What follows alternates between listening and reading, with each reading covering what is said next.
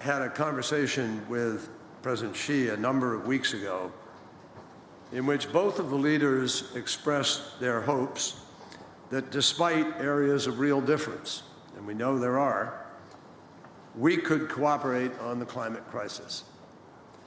Now, the two largest economies in the world have agreed to work together to raise climate ambition in this decisive decade.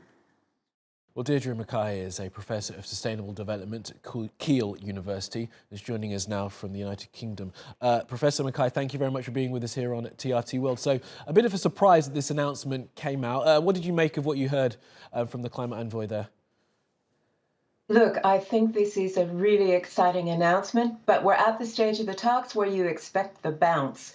So this announcement has come out to try and get other countries to move forward in improving their NDCs, their nationally determined contributions.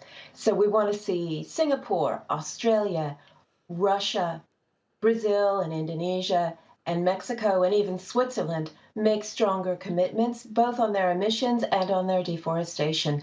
We've got to move toward that 45% reduction in overall emissions by 2030 to stay on track for 1.5 degrees of warming. And these commitments, of course, Professor McKay, are one thing, but then when you have China saying that they're not going to build new power plants, coal-fired power plants abroad, but they're mining more coal right now because of a power crunch, it's difficult, isn't it, to see the actions living up to the promises that are made? Absolutely. You've got to unpack what phasing out may mean. If you're set up to burn coal and you've got a supply of coal nationally, you're talking about coal fields. We've been discussing that here in the UK, and it just shouldn't be happening. So everybody wants somebody else to take the first step. You've got a classic free rider problem here. I would prefer to see an out-and-out ban on coal globally.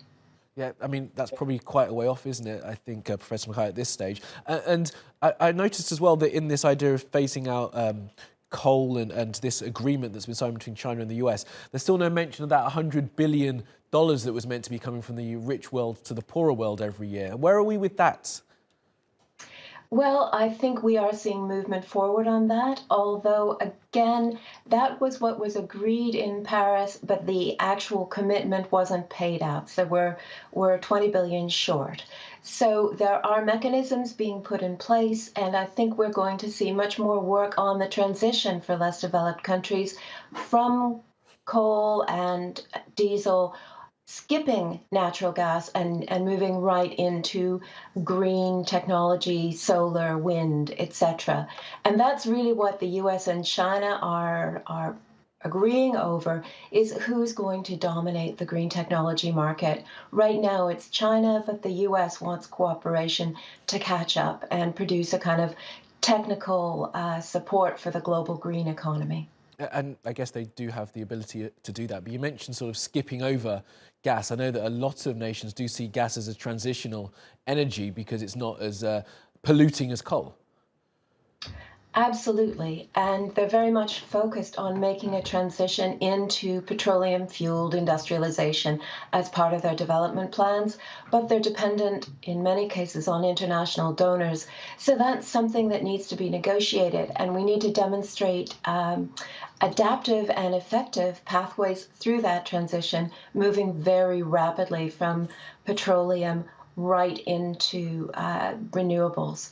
So I think that is what is on the table, and we'll expect announcements going forward. Okay, a couple more days of COP left, so we'll hear some more from them up in Glasgow. Okay, Professor Deirdre McKay from Keele University, appreciate your time. Thank you for being with us.